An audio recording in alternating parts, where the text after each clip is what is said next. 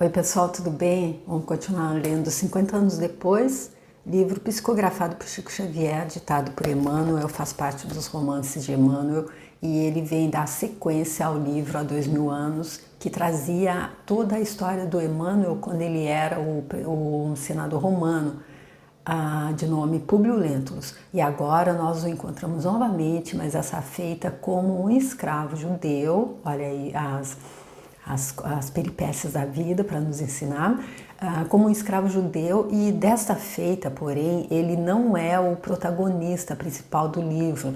É a história, como ele disse ali na carta ao leitor, no prefácio do livro, é da Célia, que ele chama de uma alma santa, que nós já vimos. A gente viu um capítulo inteiro ali, o capítulo anterior, quase todo, que foi Sombras Domésticas, foi o terceiro capítulo. Nós vimos a conversa entre a Célia e o avô dela, o Quinésio Lúcius, e ela, então, ele estava tentando convencê-la a voltar a acreditar nos deuses deles, ela que se enveredou pelo caminho do cristianismo, e ele acabou sendo convencido.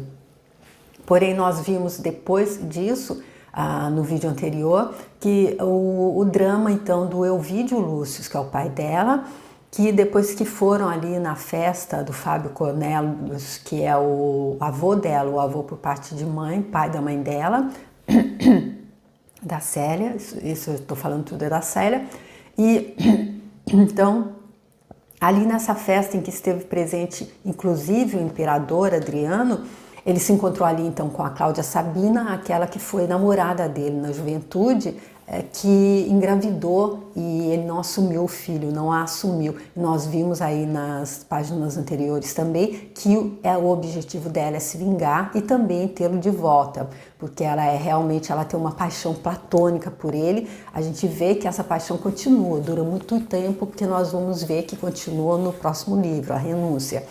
E então ele se encontra com a Cláudia Sabina e o marido da Cláudia Sabina, que é o prefeito Lólio Úrbico, então também é apaixonado, e olha o paradoxo aí também, ele é apaixonado pela mulher do Elvídio, que é a Alba Lucínia. Ele também se declara a ela chora, enfim, os dois, tanto o marido e mulher, eles têm na festa um momento muito desagradável e eles resolvem que eles gostariam de voltar para a província, voltar para a Palestina, onde eles viviam antes. Nós vimos que eles acabam de voltar para Roma. A festa, inclusive, era em homenagem à volta deles, dada pelo pai dela. E aí, nesse caso, eles estão ali, ela falou, eles pensaram que poderiam voltar, porém eles disseram, mas e como que fica? Nós temos compromissos. Ela disse, o meu pai se empenhou tanto para que você voltasse, para conseguir organizar tudo, como é que a gente pode dizer agora que vamos virar nos calcanhares e vamos voltar para a província? Não tem jeito. E aí ele se lembrou que ele também tinha se comprometido com o imperador. Ele se comprometeu a ajudar a Cláudia Sabina, porque ela já tinha feito um plano para estar afastando ele da mulher dele. Então ambos ali ele foi conversar com o sogro e ela com a mãe, e ficaram sabendo então que eles estão endividados, eles estão sem dinheiro, e aí eles não podem estar indo contra o imperador, contra o prefeito, nesse caso, também contra a Cláudia Sabina. E aí eles têm que ficar. E a Alba Lucínia, ela fica meio adoentada de tanta preocupação, e quem vem ao auxílio dela é a amiga dela, a Túlia, aquela amiga de infância, e diz a ela que ela passou por uma coisa parecida e o que a salvou foram as orações feitas pelos cristãos. E aí ela diz, mas como eu não posso ir? Aí a Túlia diz, eu vou para você. E ela diz então que ela vai e que ela pode levar a Célia com ela. E aí isso fica combinado, que elas vão então ali para a reunião ali nas catacumbas, para que então a Túlia peça por uma intercessão ali de Jesus Cristo com relação ao caso da Alba Lucínia, ela que então ficou sabendo que é a Cláudia Sabina, a mãe do filho que todos disseram que era do marido dela, mas que ele negou. Então elas se despedem ali em com um beijo afetuoso, e aí então aquela nossa amiga ali, a amiga da Cláudia Sabina, aquela empregada que foi colocada ali na casa dela, a Atéria, para estar ajudando a ela nessa outro lado do plano dela, para estar separando os dois, ela sai de trás da cortina. Então ela ouviu toda a conversa das duas e com certeza ela vai passar para Cláudia Sabina. Então o último parágrafo desse vídeo anterior foi: à noite, enquanto todos dormiam, dirigiu-se ao santuário doméstico, quem? A Alba Lucínia, prosternando-se junto ao altar de Juno, suplicou à deusa, entre lágrimas, que lhe amparasse o espírito nos caminhos ásperos do dever e da virtude. E aí foi assim que se concluiu o terceiro capítulo, e nós começamos agora então o quarto capítulo, que é intitulado Na Via Nomentana. E eu me desculpo porque está tendo uma obra aqui do lado agora, e eu espero que o barulho não vá atrapalhar tanto, tá bom? E aí eu peço que Jesus Cristo então possa me ajudar, possa permitir que eu faça essa leitura, abençoar que eu faça essa leitura da forma mais fluida possível, e que eu possa até ser inspirada para fazer os comentários, que eles sejam pertinentes, que tragam algum complemento para alguém que talvez não precise desse complemento. Mas se não for por isso, que eu não os faça. E peço que Jesus Cristo abençoe a todos que estejam acompanhando também, que vocês possam descobrir nesse livro o caminho que Emmanuel quis nos mostrar, quis nos iluminar, abrindo essa passagem da vida dele, esse momento da existência dele, como ele disse no livro Há 2000 anos, para nos servir de roteiro. E aqui ele dá um outro conselho: leia e medite. Não é uma novela, não é uma ficção inventada, é caso verídico, e é para nos ajudar, não é só para passar tempo, tá bom? Então vamos lá, Na Via Nomentana, quarto capítulo, primeira parte. Uma semana depois do que vimos de narrar, vamos encontrar Cláudia Sabina à noite no terraço da casa dela, em Roma, palestrando com a Atéria, na mais franca intimidade. Ou seja, a Atéria não perdeu tempo, assim que ela ficou ali atrás da cortina ouvindo o que Alba Lucínia conversava com a amiga dela, ela veio então trazer tudo quentinho para Cláudia Lucínia. Então a Atéria, dizia a surdina depois de longa exposição da cúmplice: meu esposo, assim, parece querer facilitar a realização dos meus projetos. Nunca o supus capaz de apaixonar-se por alguém fora do ambiente de suas armas. Então pronto, a Atéria já contou que ela ouviu a Alba Lucínia dizendo que recebeu a declaração então do Lólio Úrbico, dizendo que a amava desde que a conheceu no dia do casamento dela. Aí ele se deixou se apaixonar por ela, e ele acredita que pode então tê-la, e a Cláudia Sabina ficou contente com isso, porque o casamento dos dois é um casamento de fachada, é um casamento que aconteceu a pedido do imperador, é que ela era uma inteligência muito aguda, como ele mesmo disse, e para as coisas, para os afazeres mundanos. Ele disse que o imperador também estava ali no mesmo nível, os dois estavam na mesma vibração. Então o imperador pediu que ela se casasse com o Lólio Úrbico, e o casamento deles então é um casamento só para agradar um imperador, e para que com isso ela também ganhou um posto ali. Ela é uma das pessoas mais influentes ali então da corte do imperador Adriano. Aí então ela fica sabendo que o marido dela é apaixonado pela mulher do homem que ela quer conquistar novamente, e ela fica mais feliz com isso. Entretanto, senhora, em cada gesto dela, em cada palavra, inferem-se perfeitamente os sentimentos que lhe vão na alma. Está bem, exclamou a antiga plebeia, como se o assunto a enfadasse. Meu marido não é o homem que me interessa. Tuas notícias de hoje significam que o acaso também coopera a meu favor. Além de tudo, lembrou a Atéria, acentuando o caráter secreto daquelas revelações, Lucínia e Túlia combinaram solicitar uma bênção na reunião cristã, a fim de que Ovídio Lúcius volte imediatamente de Tibur a reintegrar-se na harmonia doméstica. Cláudia deixou escapar um riso nervoso, mas interrogou com avidez: Sim, e como soubeste? Há uma semana elas trocaram confidências e ontem à noite assentaram o plano. Embora a patroa se encontre bastante abatida, acreditando eu que venham a realizá-lo nestes 4 dias. Convém estares vigilante para acompanhá-las sem que o percebam, de modo a prosseguires ciente dos acontecimentos. E, esboçando um gesto de malícia, sentenciou: essas senhoras desconhecerão porventura os editos imperiais que visam a eliminação do cristianismo? Que descaso das leis! Enfim, contribuiremos também de algum modo para que as autoridades fixem esse novo foco doutrinário. Depois dos teus informes, falarei com o 5º bíbulo a respeito. Então aqui pronto, ainda além de estar tramando ali para a separação para tirar a Alba Lucínia, que é a rival dela agora, então, já que ela disse que foi ela que é responsável pela separação dela do homem pelo qual ela é apaixonada, ela então também vai estar trabalhando contra ali o movimento cristão, que acontece ali nas catacumbas. Como a Atéria contou a ela tudo, explicou onde acontecia e quando é que elas iriam, então ela vai denunciar e com certeza isso não vai terminar bem também para esse movimento, para esse momento do movimento cristão. Atéria e Cláudia palestraram ainda há algum tempo, examinando os detalhes de suas intenções criminosas e assentando os projetos nefandos e adequados ao caso. Pela manhã do dia imediato, uma liteira modesta saía do palácio do prefeito, conduzindo alguém que se ausentava de casa com a máxima discrição. Era a Cláudia Sabina, que, em trajes muito simples, mandava seguir para a Suburra, que é um bairro pobre ali então de Roma.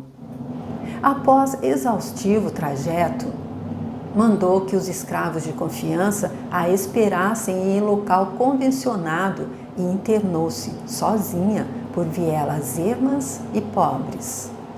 Atingindo um quarteirão de casas humildes e pequeninas, parou subitamente como se desejasse certificar-se do local.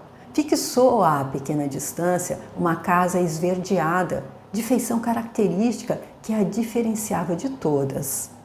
A esposa de Lólio Úrbico esboçou um sorriso de satisfação e, estugando o passo, bateu à porta com visível interesse.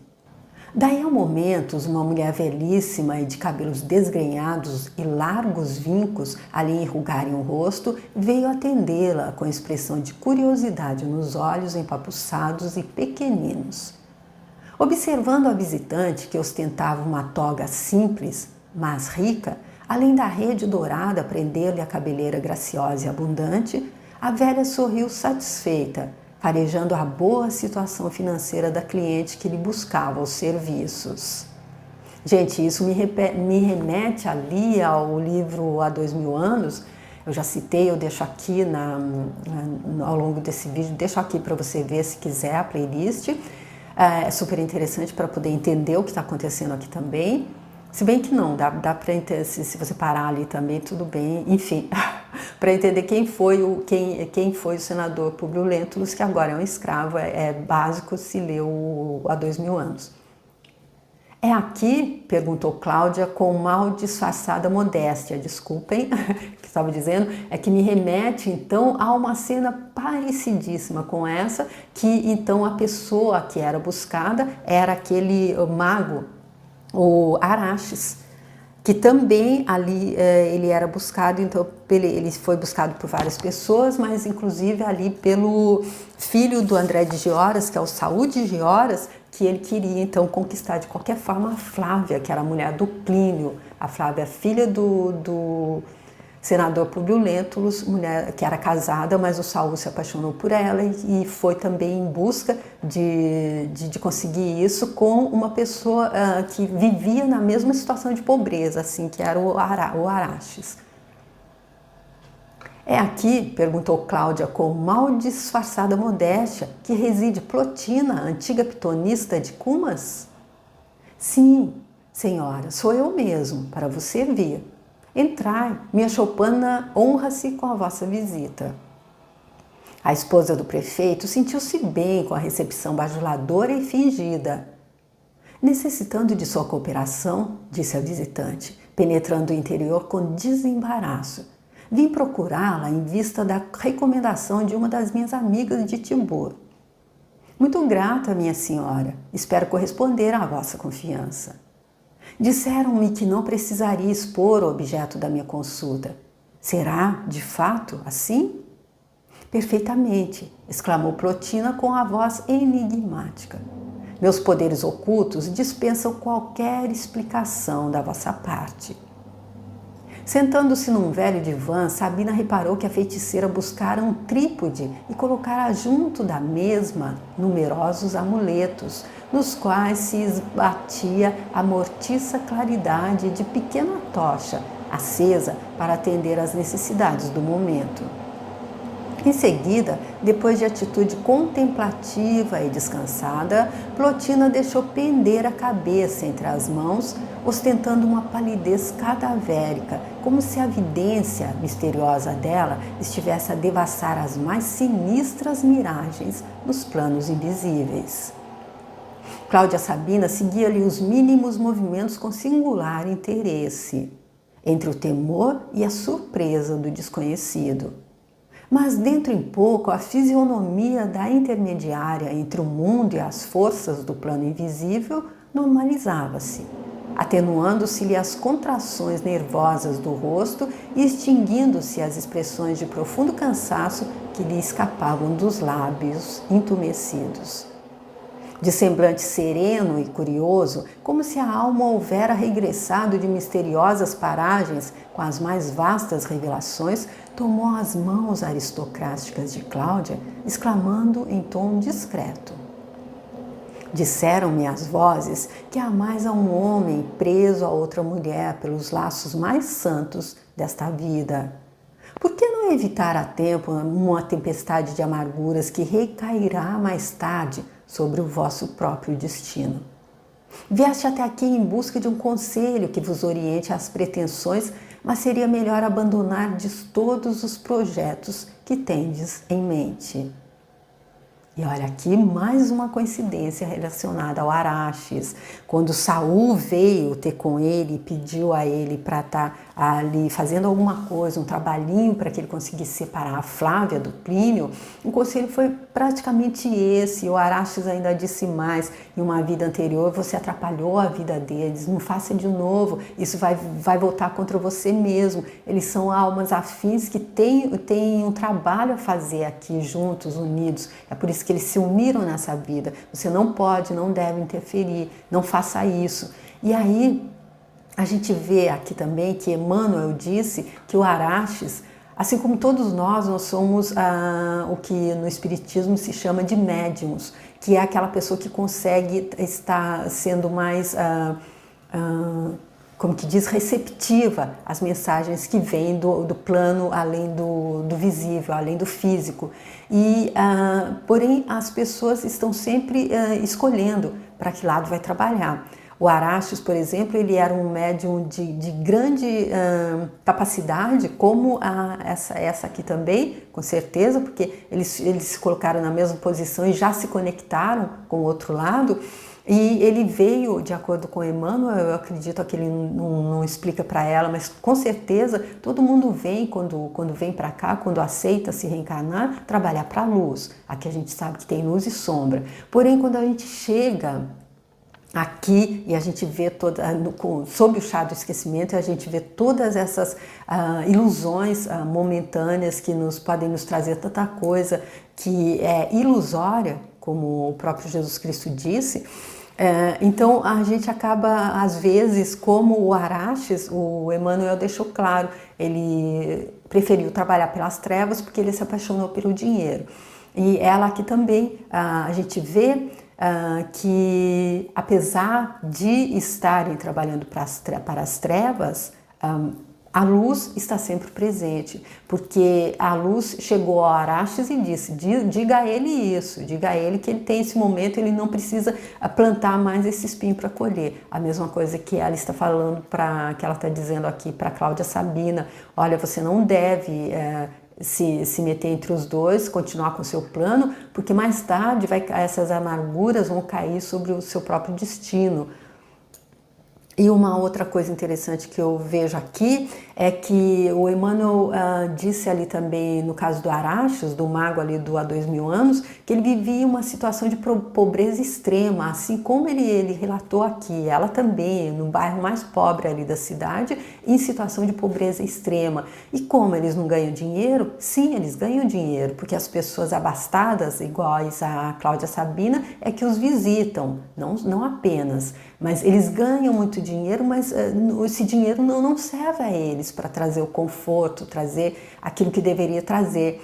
E aí fica claro que o dinheiro não é o problema, porque nós vimos ali no livro Mais Esperto que o Diabo, que o Napoleão Hill, quando se conectou com a luz, com a centelha divina dele, que é o que ele chama de outro eu, ele teve todo o dinheiro do mundo que ele precisava. Porque Deus não quer que ninguém faça essa travessia na pobreza, na escassez, na falta.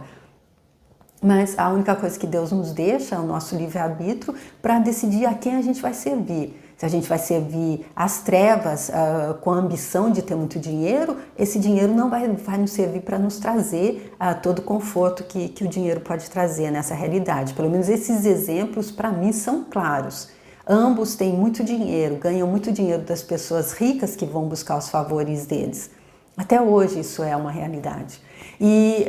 Porém eles vivem na mais extrema pobreza. E Napoleão Hill, quando se conectou com o outro eu dele, com a centelha divina dele, ele tinha $50 no bolso, foi para uma outra cidade e ele pensou em ir para uma pensão barata, a mais barata que ele encontrasse, e a centelha divina dele o orientou a ir para o hotel mais caro e pedir a suíte mais cara. E quando ele saiu, ele tinha dinheiro para pagar. Então, apenas para ver que Deus nos quer tendo tudo que o dinheiro pode oferecer nessa vida. Porém, se a gente estiver trabalhando para Ele, se a gente escolher trabalhar para a sombra, nessa nossa realidade passageira, há luz e sombras, aí a gente pode até ter muito dinheiro, mas a gente vai viver na pobreza. É isso que eu entendi com esse trecho aqui. E além de viver na pobreza nessa realidade, a gente ainda vai estar plantando muito espinho para colher no futuro, porque afinal se a gente passa em uma entrevista ali para trabalhar para uma empresa e quando a gente vai para o campo ali de trabalho, a gente começa a trabalhar contra ela, aí isso vai recair sobre nós, com certeza.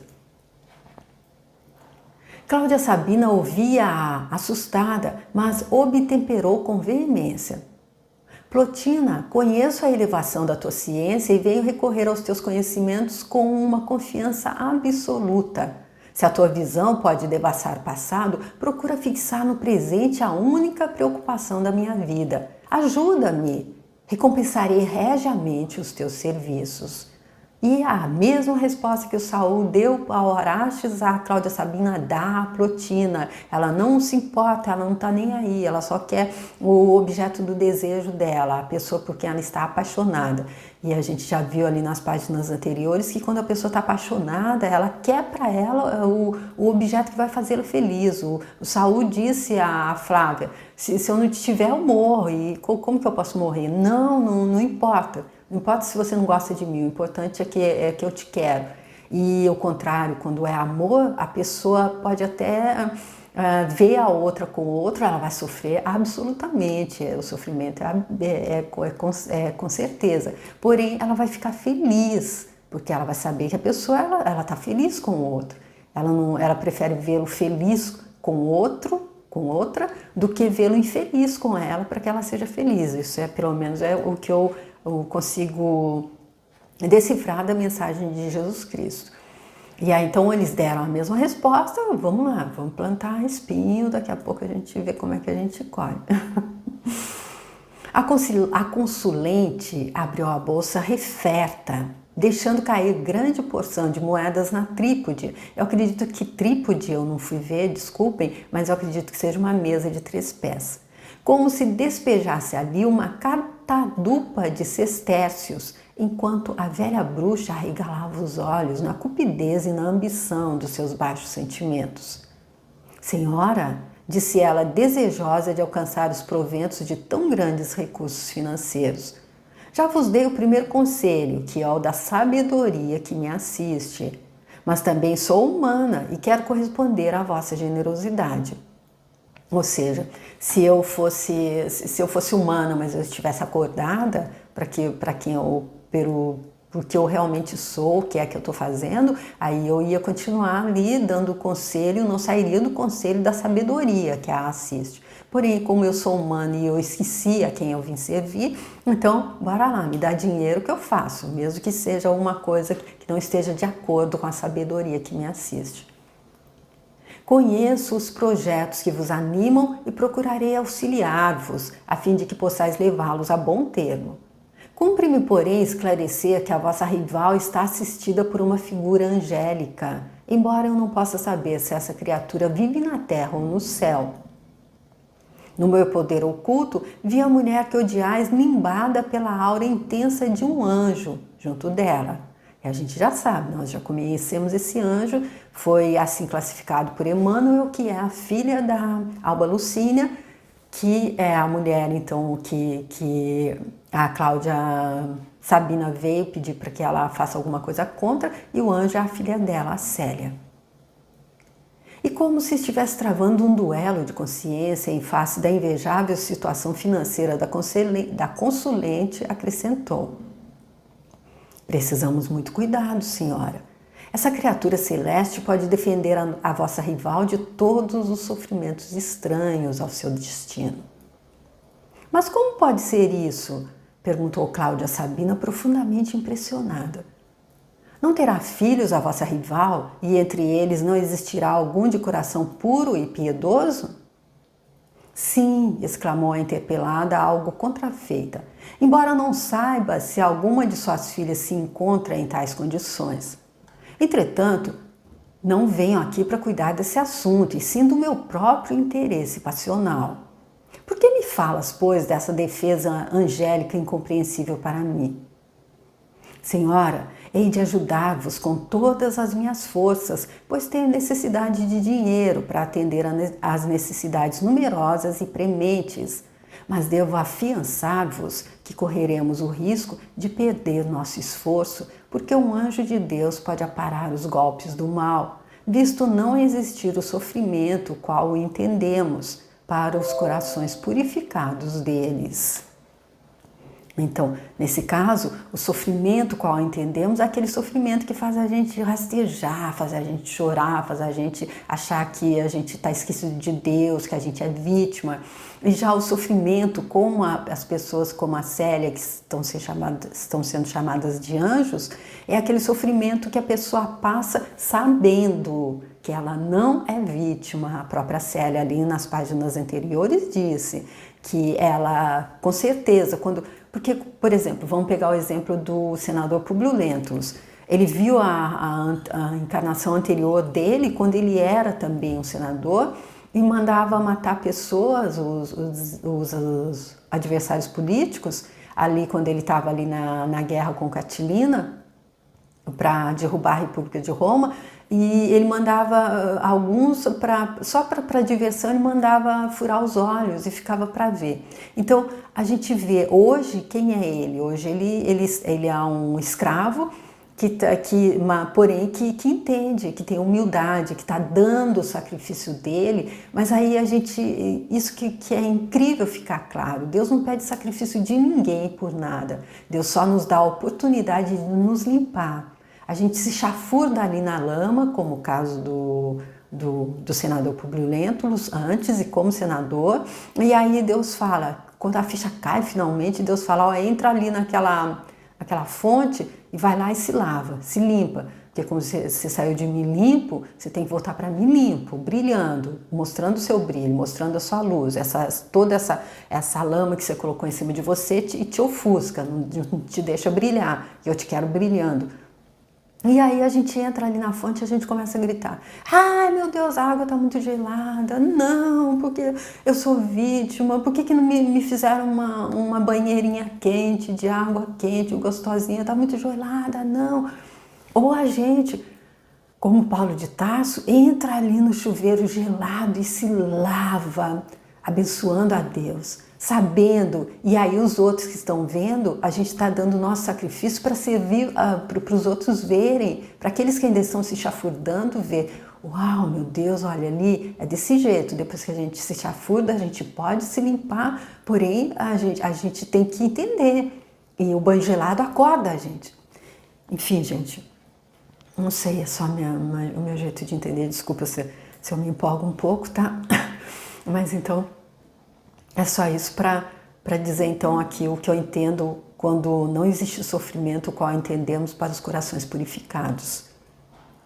Porque Paulo de Tarso, ele também, assim que ele encontrou Jesus Cristo, ele perdeu a visão externa, a visão que mostra a ilusão aqui do mundo material, dessa realidade de luz e sombras, e ganhou a visão interna. E aí entendeu e disse, não sou mais eu que vive, é o Cristo que vive através de mim. E aí ele foi se limpando, ele foi, como que é?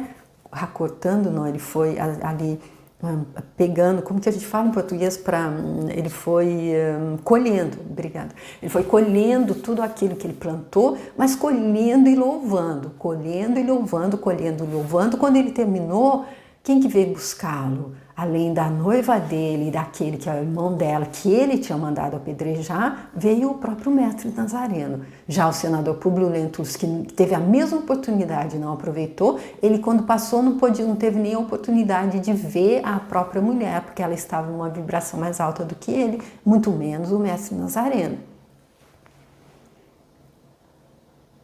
Enquanto a inquietação e a dor podem arrastar as almas vulgares ao torvelinho das paixões e padecimentos do mundo, o espírito que se redimiu realizou em si a edificação da fé, que o liga a Deus Todo-Poderoso.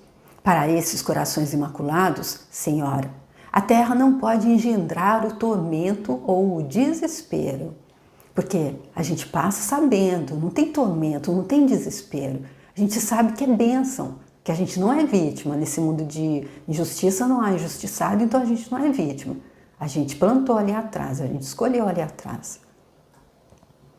Cláudia escutava ali as ponderações eminentemente impressionada, mas observou com espírito expedito. Plotina, eu prefiro não acreditar nessa defesa, aceitando a cooperação dos teus poderes ocultos, plenamente confiada no êxito de minhas pretensões. Não me faças andar contigo em digressões filosóficas, pois quero viver a minha própria realidade. Dize-me, que sugeres a favor da minha felicidade? E a outra totalmente cega, totalmente a luz interior totalmente apagada, ela só vê a frivolidade, ela só vê a superficialidade, ela só vê a ilusão do mundo material em que ela está, em que é dinheiro e poder que conta, e a paixão que ela tem por ele, ela quer, para completar, ela não entendeu absolutamente nada, porque ela também está tendo um momento ali, não com o próprio Jesus Cristo, mas um momento em que a luz veio e falou, olha, você tem um momento ainda, desperta, mas em todos os momentos a vida é pedagógica, tudo que nos acontece para nos ensinar alguma coisa, para nos despertar. Em face da vossa decisão, temos de recorrer aos fatos mais concretos. Acreditas que devo cogitar da eliminação da mulher que odeio? Na vossa situação e em vosso caso, não devereis pensar no aniquilamento do corpo dela, mas na flagelação da alma, considerando que a única morte que se deve aplicar a um inimigo é a que se impõe a uma criatura fora do sepulcro e em plena vida. Meu Deus, e elas são PhD em maldade, hein? Porque pelo menos ela sabe que se matar o corpo não vai fazer tanto mal, que deve realmente tramar a flagelação da alma dela. Tens razão, murmurou Sabina interessada. Quanto mais quando ela vê que é uma coisa que vai trazer mais horror, mais sofrimento para a outra, aí ela se interessa mais. Teus argumentos são mais inteligentes e mais práticos. Quais os teus conselhos a meu favor? Plotina fez longa pausa, como se fora formular nova consulta íntima ante a luz da tocha pequenina e bruxuleante, acrescentando em seguida: Senhora, já tiveste o poder de transportar provisoriamente para Tiburo o homem amado. Devo informar-vos de que o imperador Hélio Adriano, antes de retirar-se para seus palácios em construção na cidade aludida, onde deverá aguardar o fim da resistência, há de fazer uma última viagem pelas províncias, obedecendo à sua conhecida vocação. Sereis compelida a acompanhar-lhe o séquito, entrevendo-se aí a oportunidade de seguir igualmente o homem da vossa direção. Sim, perguntou Cláudia, visivelmente satisfeita. E que me aconselhas? Plotina inclinou-se então, colando os lábios rente aos ouvidos dela, sugerindo-lhe um plano terrível e criminoso, que a consulente acolheu com um sorriso significativo. Palestraram ainda largo tempo, como se as mentes delas se casassem com a absoluta sintonia de princípios, dentro das mesmas intenções e fins, notando-se que, ao despedir-se, Cláudia averbou as necessidades da nova cúmplice, prometendo-lhe providências confortadoras depois de lhe entregar todo o dinheiro que trazia. Daí a algumas horas, a mesma liteira modesta regressava ao palácio de Lólio Úrbico pela porta dos fundos. Terminando aqui então, gente, essa partezinha que a gente vê a Cláudia Sabina tecendo o futuro dela, plantando. E olha a clareza aí, porque Emmanuel abriu essa página da vida dele. Porque Jesus Cristo falou para ele, vamos mostrar lá, porque às vezes tudo que eu disse não deu para ela entender, falando de mim. Então, vamos lá, mostra o seu próprio, o que aconteceu com você também não entendeu. Então, mostra ali. Então, aqui, tudo aí bem claro, que o princípio hermético da causa e efeito que tem dentro a lei da atração é isso, é a lei também do plantar-colher. Então, a Cláudia Sabina plantando aqui. A gente vai ver no livro Renúncia, e até nesse aqui também, a colheita dela, assim como a gente viu o senador Publio Lentulus plantando no livro Há 2000 anos, e plantando anteriormente, não tem um livro sobre isso, sobre a encarnação precedente, mas ele teve um sonho, ele conta no livro, e agora ele colhendo. Então, ele colheu também ali no final. Enfim, é isso, gente. Emmanuel traz para nos servir de roteiro, para que a gente possa ser sábio. A gente não precisa passar por tudo isso que ele está mostrando. Olha, se envereda por aqui, tem um buraco ali muito fundo. Você cai e aí parece que não tem mais onde cair até que você chega no fundo. E para voltar, é óbvio que todo mundo volta, mas dá umas lanhadas, arranha um pouco, machuca um pouco, dói um pouco. E ele fala também aqui no que ele está nos ensinando há dois professores que Deus usa para nos ensinar, o amor e a dor, e cabe a gente escolher com quem a gente quer aprender. Tá bom, gente? Eu espero que tenha sido interessante essa parte desse que é então o 4º capítulo. E nós vamos ficando por aqui e eu volto com a 2ª parte para vocês. Espero, se você gostou, se quiser compartilhar, e eles pararam o barulho, agora voltaram, então vamos terminar.